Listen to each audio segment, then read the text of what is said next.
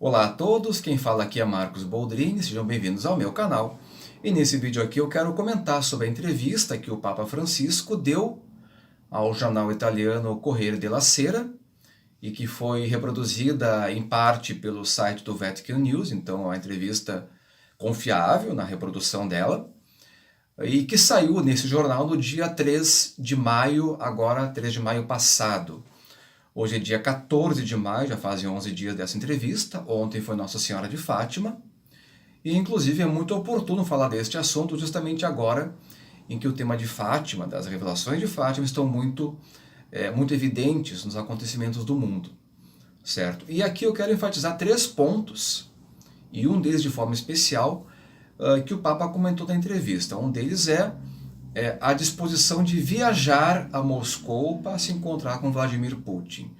Outra questão importante é a intervenção nesta viagem que ele quer fazer com relação à guerra na Ucrânia. E o terceiro ponto é a revelação que ele faz na conversa que ele teve com o patriarca de Moscou em março e os comentários críticos, né, bem contundentes sobre as atitudes do patriarca Kirill nesse momento da guerra. No primeiro ponto, o Francisco disse que ele, como ele tem falado em outras ocasiões, publicamente, que está disposto a fazer tudo para conter a guerra, e esta é a primeira vez que ele menciona pelo nome diretamente tanto a Rússia quanto o Vladimir Putin.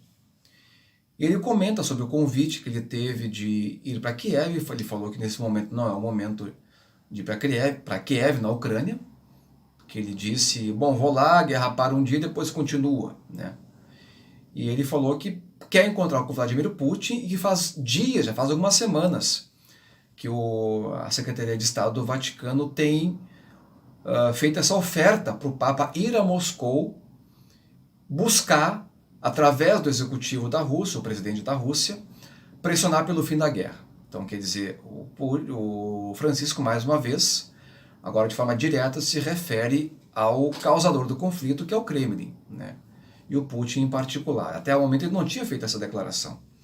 Naquela entrevista que ele deu para o La Nación da Argentina, que eu comentei num vídeo agora passado ou retrasado, ele falou que não mencionava chefes de Estado e o nome de países, porque não era a questão não é a política da igreja, não é a posição da igreja fazer esse tipo de coisa.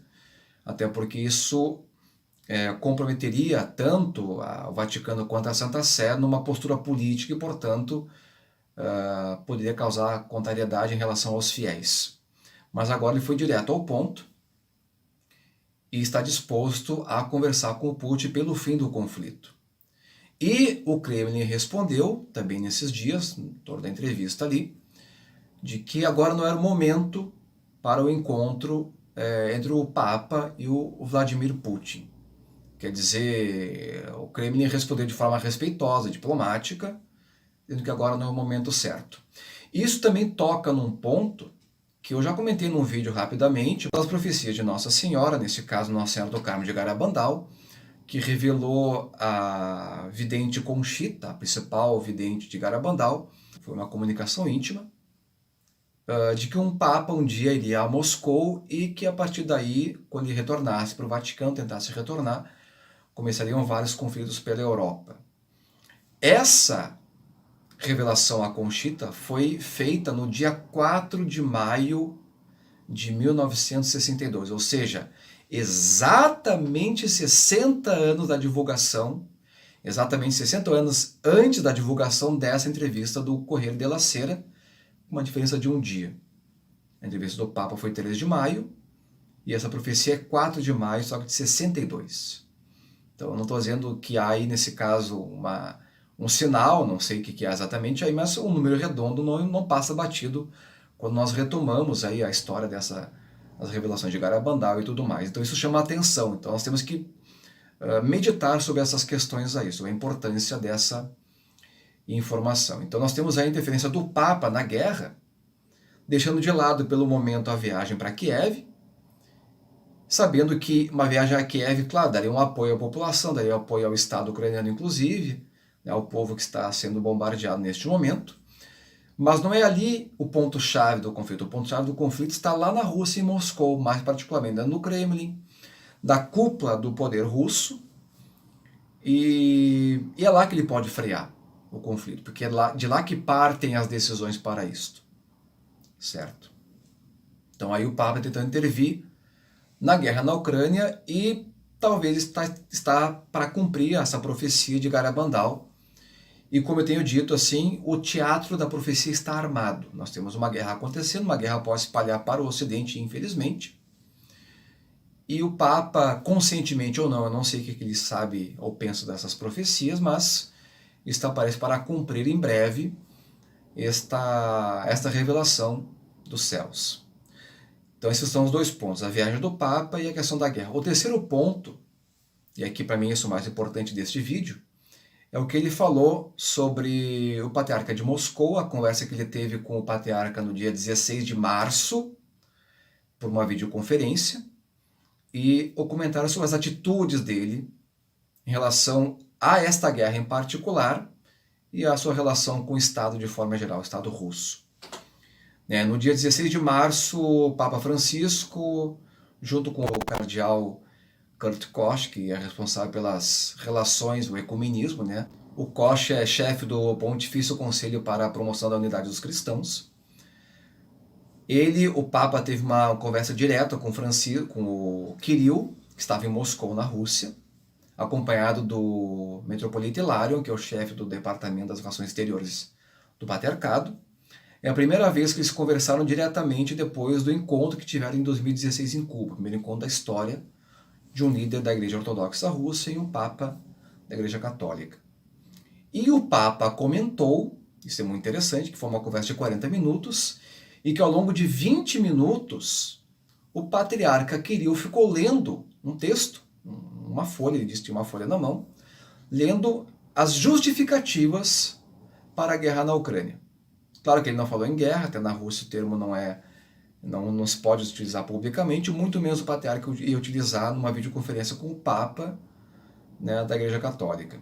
E ficou muito claro ali, e o Papa, agora já não deixa mais dúvidas nenhuma, se eu tinha dúvidas também acabaram, sobre a postura do Kirill nessa guerra. Ele é sim um favorável do conflito armado, e justificou esse conflito com base na própria narrativa do Kremlin, na política, na geopolítica do Kremlin, sobre a expansão da OTAN, sobre as ameaças que essa organização dá em relação à Rússia, sobre a questão do conflito na Ucrânia, da população sendo oprimida, supostamente oprimida no leste da Ucrânia, enquanto não é um conflito civil na Ucrânia, no leste, na região de Donbas, Donetsk e Luhansk, mas sim um conflito entre milícias patrocinadas por Moscou e o exército ucraniano.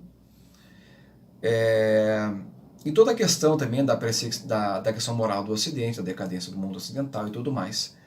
E da pressão que os poderes ocidentais fazem sobre a Rússia.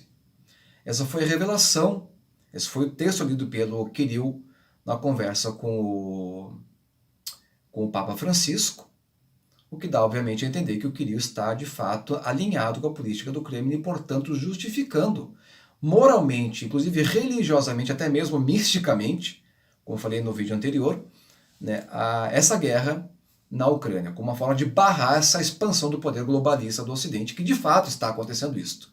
De fato é uma expansão globalista, efetivamente, mas se isto é uma justificativa para um conflito armado, isso é outra questão. Digamos, altamente questionável, como nós bem sabemos. E o que disse o Francisco ali? Ele disse o seguinte para o patriarca nessa conversa, que nós não devemos usar a linguagem da política, e sim a linguagem de Jesus. Quando houve a conversa dos dois em 16 de março, o Vaticano divulgou essa fala do Francisco sobre essa linguagem da política de Jesus, mas não falou sobre as justificativas do Kirill em relação à guerra. E o Patriarcado de Moscou revelou, quando falou dessa conversa de 16 de março, não falou dessa linguagem da política de Jesus que o Papa mencionou. E depois, na entrevista, o Francisco continuou dizendo o seguinte, que o patriarca de Moscou não pode ser um coroinha de Putin. Ih, Jesus! Aí veio a bomba. Quer dizer, essa declaração, obviamente, uma pedrada no patriarca, né? Foi uma bomba que ele largou. Esta é a grande frase dessa entrevista.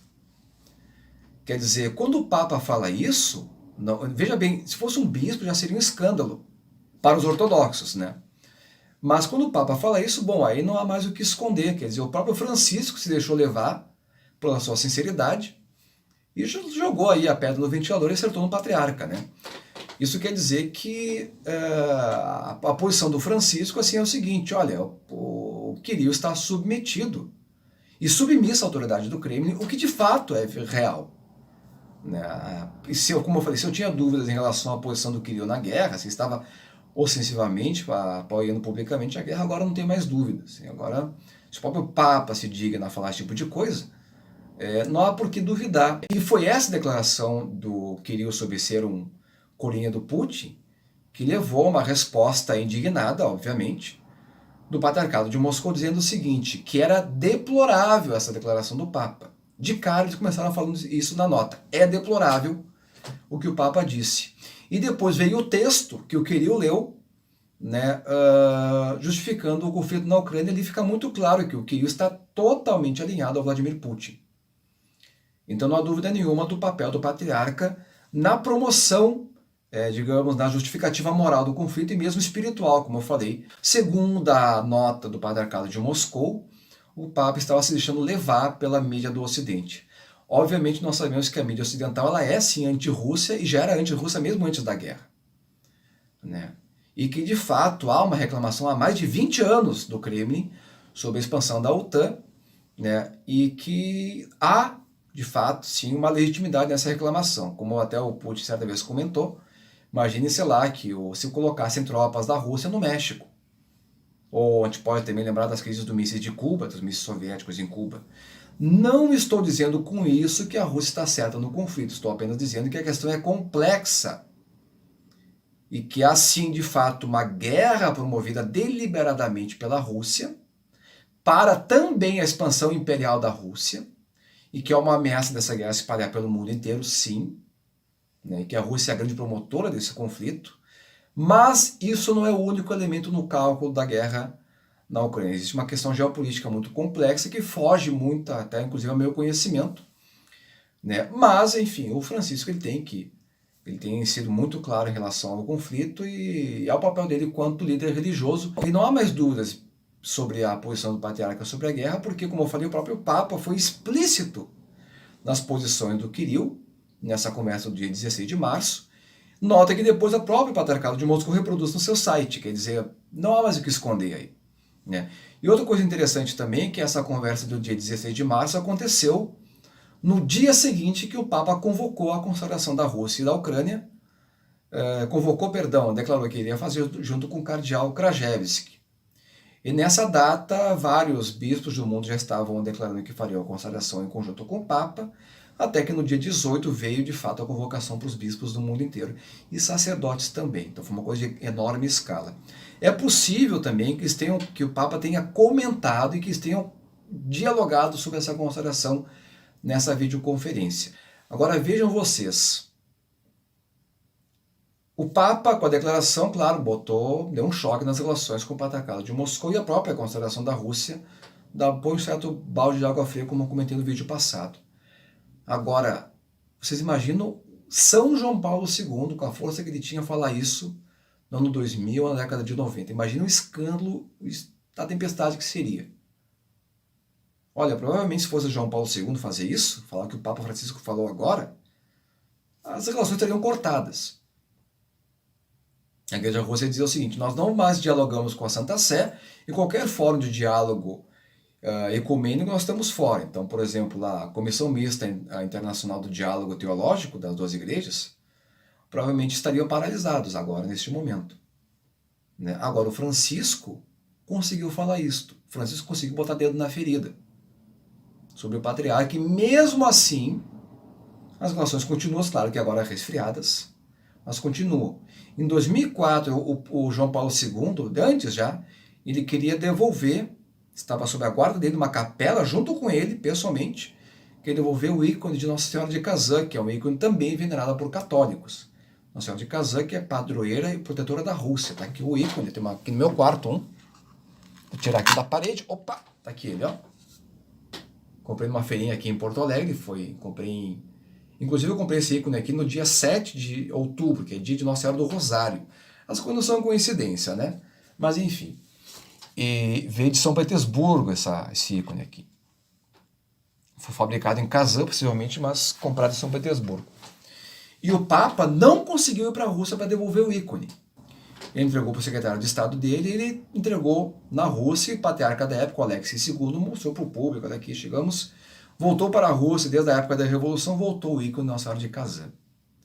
E agora o Francisco não só consegue falar coisas de forma clara e explícita, como está falando abertamente que ele ir para, não é para a Rússia, para Moscou, para o Kremlin.